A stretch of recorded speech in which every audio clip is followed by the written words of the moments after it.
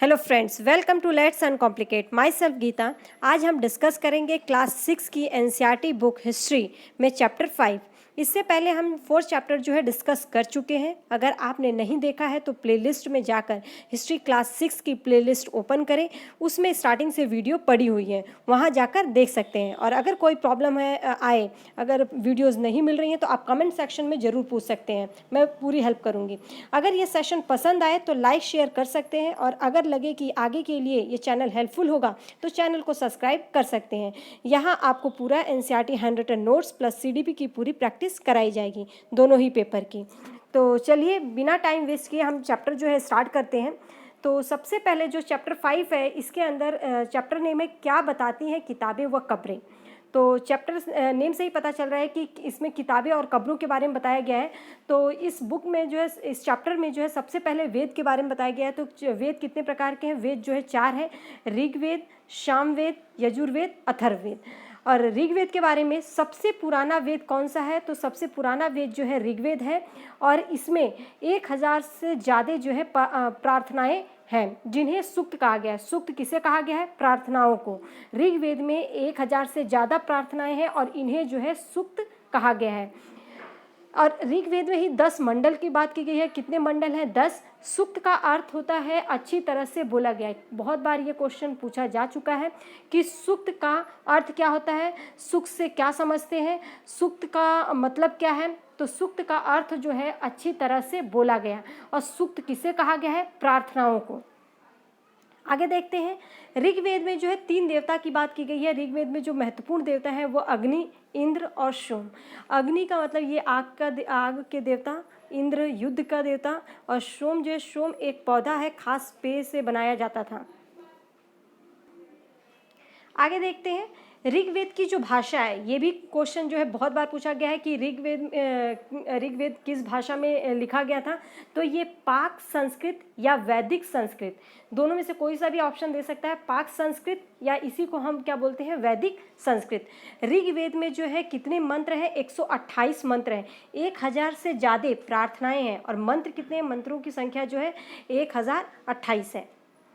आगे देखते हैं, तो इसके अंदर इसमें जो ये नोट्स है ये देख लीजिए। ऋग्वेद का जो उच्चारण किया जाता था, ऋग्वेद का उच्चारण है वो उच्चारण किया जाता था। उसमें जो मंत्र होते थे उनका उच्चारण किया जाता था, श्रवण किया जाता था, न कि पढ़ा जाता था। उस टाइम पे लोग इतने पढ़े लिखे नहीं होते थे, तो क्या होता था, इसको लोगों से जो उच्चारण करवाया जाता था, और जो कोई पढ़कर सुनाता था तो उसे कोई सुनता था, क्योंकि सभी लोग पढ़े लिखे नहीं होते थे। तो इसलिए ऋग्वेद का जो है उच्चारण किया जाता था और श्रवण किया जाता था। ये भी क्वेश्चन कई बार पूछा गया है। और इसे जो है क्या नहीं किया जाता था? पढ़ा नहीं जाता था। तो ये आपको जो है स्टेटमेंट में क्वेश्चन दे सकता है कि ऋग्वेद के संबंध में कौन सा स्टेटमेंट जो है या कौन सा वाक्य जो है सही है।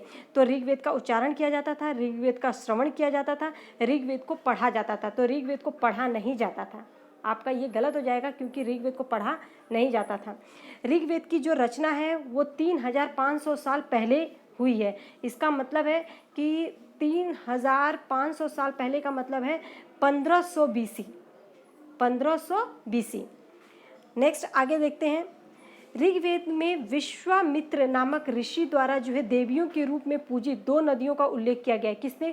विश्वामित्र नामक एक ऋषि हैं, और उन्होंने ऋग्वेद में दो देवियों के रूप में जो है 2 नदियों का जिक्र किया है, एक व्यास और एक सतलुज।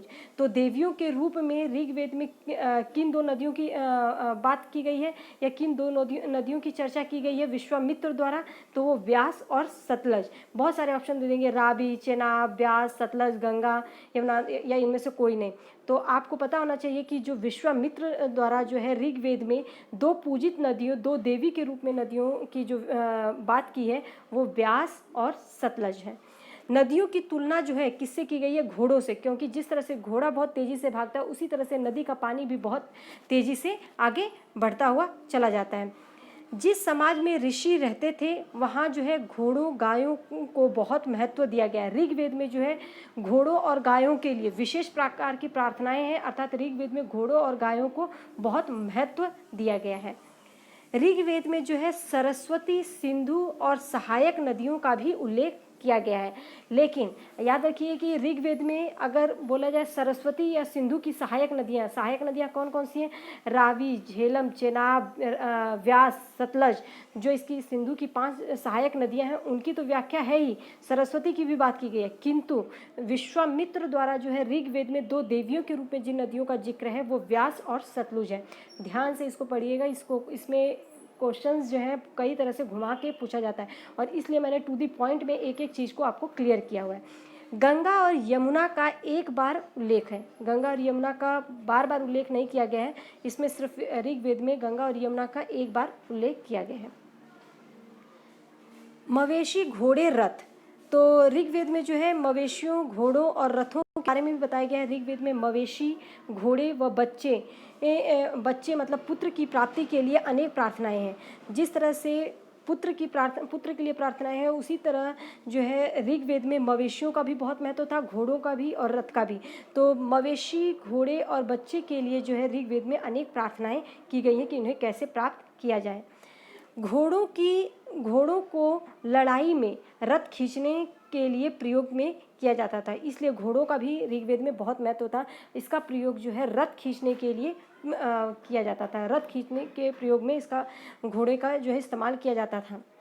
युद्ध में जीते गए धन का कुछ भाग जो है कुछ भाग होता था, कुछ भाग जो है सरदार रख लेते थे, ये सरसार नहीं है, सॉरी सरदार है, तो कुछ भाग जो है सरदार रख लेते थे और तथा कुछ हिस्सा जो है पुरोहित को दे दिया जाता था। तो इस प्रकार जो है क्वेश्चन कई बार सीटेट में आया है कि युद्ध में जो जीता गया धन होता था वो उसका कौन रखता था? तो सरदार जो है उसका कुछ भाग तो सरदार रख लेते थे और कुछ जो है भाग पुरोहित को दे दिया जाता था और जो शेष धन होता था वो लोगों में बांट दिया जाता था, जो भी युद्ध में जीता गया धन होता था। आगे देखते हैं, ऋग्वेद में लोगों का वर्गीकरण किस प्रकार किया गया है? तो ऋग्वेद में लोगों का वर्गीकरण जो है वो काम के आधार पर किया गया है, जिसमें पुरोहित, जिन्हें ब्राह्मण कहा जाता था, तरह तरह के यज्ञ और अनुष्ठान करते थे। कौन? पुरोहित। मतलब काम के आधार पर लोगों का वर्गीकरण किया गया है। दूसरा जो है राजा न तो राजधानियों में रहते थे, ना महलों में, ना इनके पास सेना होती थी और ना ही ये कर वसूलते थे। राजा का पुत्र अपने आप शासक नहीं बनता था, वो कर्म के आधार पर यहाँ पर सब कुछ था। तो मुख्य रूप से जो है इसके अंदर बताया गया है कि काम के आधार पर जो है पुरोहित, जिन्हें ब्राह्मण भी कहा जाता था, ये जो है इनका मुख्य काम क्या होता था? यज्ञ करना, अनुष्ठान करना। राजा के बारे में बताया गया है कि ये राजा ना तो राजधानी में रहते थे, ना महलों में, ना ही इनके पास सेना होती थी, ना ही ये कर वसूलते थे, और राजा का पुत्र ही जो है शासक बने ये भी जरूरी नहीं है। तो ये स्टेटमेंट बहुत ज़्यादा ज़रूरी है, ध्यान दीजिएगा। नेक्स्ट जो है इसके नोट देख लीजिए। ऋग्वेद में विश मतलब वैश्य और जनों के नाम मिलते हैं। जैसे कि जन में अगर हम देखे जाए तो पुरुजन, यदुजन, तुर्वस, द्रुहु, अनुजन। तो मतलब ये जो है 5 पंचजन इन्हें कहा जाता था। पंचजन में कौन कौन? पुरु, यदु, तुर्वस, द्रुहु और अनु, ये पंचजन कहा जाता था। अर्थात आर्य जो है कैसे आए थे? आर्य जो छोटे छोटे कबीले में आए थे, छोटे छोटे कबीले में आए थे आर्य। जिन लोगों ने प्रार्थनाओं की रचना की वे कभी कभी खुद भी आर्य कहते थे अपने आप को। विरोधियों को दास या दस्यु या दास लोग जो है यज्ञ नहीं करते थे। जो विरोधी होते थे उन्हें दस्यु या दास कहा जाता था, और ये दास लोग जो है यज्ञ नहीं करते थे। तो कौन यज्ञ नहीं करता था या यज्ञ में शामिल नहीं होता था? दास और महिलाएं। महिलाओं का भी इसमें उल्लेख है कि महिलाएं और जो दास होते थे वो यज्ञ में शामिल नहीं होते थे। आगे देखते हैं, महापाषाण, महा प्लस पाषाण अर्थात बड़ा पत्थर। तो महापाषाण कब्रें बनाने की प्रथा लगभग 3000 साल पहले शुरू हुई थी। ये कहाँ पर? दक्कन, दक्षिण भारत, उत्तर पूर्वी भारत और कश्मीर में प्रचलित था। इसे जो है ताबूत समाधान या शिष्ट भी कहा जाता था। किसे? जो महापाषाण काल जो बड़ा पत्थर होता था उसे ताबूत, समाधान या शिष्ट भी कहा जाता था। गोलाकार सजाए हुए पत्थर जो है मिले हैं। महापाषाण में जो कब्रें हैं वो मृतकों को खास किस्म के मिट्टी के बर्तनों के साथ दफनाया जाता था। खास प्रकार के मिट्टी के बर्तनों में दफनाया जाता था। किन्हें? महापाषाण की जो कब्र है उसमें जो है मृतकों को खास किस्म के मिट्टी के बर्तनों के साथ दफनाया जाता था।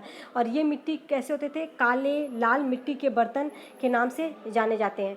तो जो महापाषाण काल की जो कब्रें हैं वो जो मिट्टी के जो बर्तन है वो कौन से कलर के मिले हैं, कौन से रंग के? काले और लाल मिट्टी के बर्तनों के नाम से इन्हें जाना जाता है। ये भी पूछा जाता है। इनके साथ ही लोहे के औजार, हथियार, घोड़े, इनके साथ हथियार, घोड़े के कंकाल, पत्थर, गहने भी मिले हैं। कहाँ पर? महापाषाण काल में। महापाषाण काल में कौन से रंग के पत्थरों का प्रयोग किया गया है? तो महापाषाण की जो कब्रें हैं वहाँ पर जो काले लाल रंग के मिट्टी के बर्तन मिले हैं। आगे देखते हैं ब्रह्मगिरी। तो ब्रह्मगिरी के बारे में अगर देखते हैं, ब्रह्मगिरी व्यक्ति की कब्र में 33 सोने के मनके मिले हैं। कहाँ पर? 33 सोने के मनके कहाँ पर मिले हैं? ब्रह्मगिरी में। महापाषाण काल में एक से अधिक कंकाल मिले। शायद एक ही परिवार के लोगों को एक ही स्थान पर दफनाते होंगे। कहाँ पर? ब्रह्मगिरी में। ब्रह्मगिरी में वहाँ पे 33 सोने के मनके मिले हैं। इससे ये मतलब अंदाज़ा लगाया जाता है कि महापाषाण काल में जो है एक से अधिक कंकाल मिलने का अर्थ है कि एक ही परिवार के सदस्यों को जो है एक ही जगह पर दफनाया जाता रहा हो। मरने वालों को जो है पोर्ट होल के रास्ते कब्रों में लाकर दफनाया जाता था ब्रह्मगिरी में। तो ये बहुत इंपॉर्टेंट है। कहाँ पर? पोर्ट होल के रास्ते कब्रों में लाकर दफनाया जाता था। एक इनामा गांव की चर्चा की गई है। इनामा गांव जो है ये कहाँ? भीमा की सहायक नदी घोड़ के किनारे जो है एक जगह है इनामा गांव। भीमा की सहायक नदी घोड़ के किनारे एक जगह है। कौन से? इनामा गांव। वयस्क लोगों को प्रायः गड्ढे में सीधा लेटाकर दफनाया जाता था। साथ में बर्तन भी रखे जाते थे। महापाषाण काल में जो है कैसे कब्रें जो है गोल गोल पत्थरों से किस तरह से सजा कर जो है महापाषाण काल की जो कब्रें बनाई जाती थी, ये गोल पत्थरों से देख सकते हैं। आगे देखते हैं कि यहाँ पे जो संस्कृत और अन्य भाषाएं कहाँ से किसका उद्गम हुआ। तो सबसे पहले जो संस्कृत भाषा जो है भारोपीय मतलब भारत प्लस यूरोपीय मतलब भाषा परिवार का हिस्सा है। कौन सी? संस्कृत। संस्कृत किसका हिस्सा है? तो ये भारोपीय अर्थात भारत प्लस यूरोपीय परिवार का भाषा परिवार का हिस्सा है।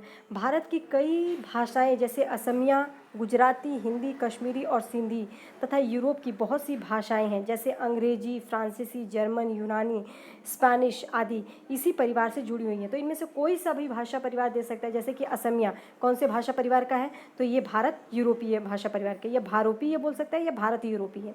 और स्पेनिश ये भी जो है भारत यूरोपीय भाषा परिवार का हिस्सा है। तो इस प्रकार से हम देख सकते हैं। आगे उन्हें एक भाषा परिवार इसलिए कहा जाता है क्योंकि आरंभ में कई शब्द जो है एक जैसे थे। जैसे उदाहरण के लिए अगर देखें तो मातृ संस्कृत में बोला जाता था और इसका अर्थ भी माँ होता था। माँ ये हिंदी में, मदर अंग्रेजी में। तो पहला लेटर देख सकते हैं माँ, मातृ का माँ, यहाँ पे भी माँ और म। तो ये जो है इसीलिए इनको जो है एक ही भाषा परिवार का बोला गया है। तो ये अगर संस्कृत, हिंदी और अंग्रेजी तीनों ही ये भाषाएं जो है भारत यूरोपीय भाषा परिवार की हिस्सा है। आगे देखते हैं। उपमहाद्वीप में दूसरे भाषा परिवारों को भी भाषाएं बोली जाती थी। उदाहरण के लिए अगर हम देखें तो पूर्वोत्तर प्रदेश में जैसे तिब्बत वर्मा परिवार की भाषाएं बोली जाती थी। अगर पूछा जाए कि पूर्वोत्तर भारत में कौन सी भाषा परिवार की भाषाएं बोली जाती हैं तो वो तिब्बत वर्मा भाषा परिवार की भाषाएं बोली जाती हैं। अगर इनमें से तमिल, तेलुगु, कन्नड़, मलयालम आ जाए कि किस भाषा परिवार की ये भाषाएं हैं तो ये द्रविड़ भाषा परिवार की भाषाएं। ये कई बार जो है इस प्रकार के क्वेश्चन जो है पूछे गए हैं, इसलिए स्पेशली मैं ये आप लोगों को बता रही हूँ। आगे देखिए। जबकि झारखंड और मध्य भारत के कई हिस्सों में बोली जाने वाली जो भाषाएं हैं वो ऑस्ट्रो एशियाटिक भाषा परिवार से जुड़ी हुई हैं। इस तरह से जो भाषा परिवार है कौन कौन से? भारत यूरोपीय भाषा परिवार हो गया, पूर्वोत्तर में जो है तिब्बत वर्मा बोली जाती है, और एक द्रविड़ भाषा परिवार हो गया, और एक जो है ऑस्ट्रो एशियाटिक परिवार से जुड़ी हुई कुछ भाषाएँ हैं। आगे देखते हैं। आज से लगभग 2000 साल पहले एक चरक नाम के प्रसिद्ध जो वैद्य थे, मतलब कि एक तरह से जो चरक हैं ये जो चिकित्सक थे, तो चरक नाम के एक प्रसिद्ध वैद्य जो हैं 2000 साल पहले थे जिन्होंने चिकित्सा शास्त्र पर एक चरक संहिता नामक पुस्तक लिखी थी। तो चरक संहिता किसने लिखी है? तो चरक संहिता जो पुस्तक है ये चरक ने लिखी है। और ये किस पर लिखी गई है? तो ये चिकित्सा शास्त्र पर लिखी गई है। इसमें से 2-3 क्वेश्चन कई बार पूछे गए, 3 क्वेश्चन बनते हैं कि चरक संहिता किसके द्वारा लिखी गई है? तो वो चरक ने लिखी है। और ये इस पुस्तक का नाम क्या है? चिकित्सा शास्त्र। वे कहते हैं कि मनुष्य के शरीर में जो है लगभग 360 हड्डियां होती हैं। यह जो है आधुनिक शरीर रचना विज्ञान में 206 हड्डियां काफ़ी ज़्यादा हैं, जो कि पहले जो है उन्होंने 360 जो हड्डियां बताई हैं, इसमें चरक ने अपनी गिनती में दांत, हड्डियों के जोड़े और कार्टिलेज बोन को भी जोड़कर इनकी संख्या बताई है। तो होप सो आपको ये पूरा क्लियर हो गया होगा। अगर कुछ नहीं समझ में आया तो आप कमेंट सेक्शन में जो है पूछ सकते हैं अपने क्वेश्चंस। कोई भी क्वेरी हो आप पूछ सकते हैं। अगर कोई डाउट हो वो भी आप क्वेश्चन जो है पूछ सकते हैं अपने, और मैं पूरी कोशिश करूँगी कि आपके डाउट सॉल्व कर सकूँ। तो अगर आपको सेशन पसंद आया हो तो इसको लाइक शेयर कर सकते हैं, ज़रूरी नहीं है। तो अगर पसंद आए तो ही कीजिए और ज़्यादा से ज़्यादा लोगों तक पहुँचे ताकि किसी को इसके हेल्प मिल सके और अच्छा होगा। Thank you.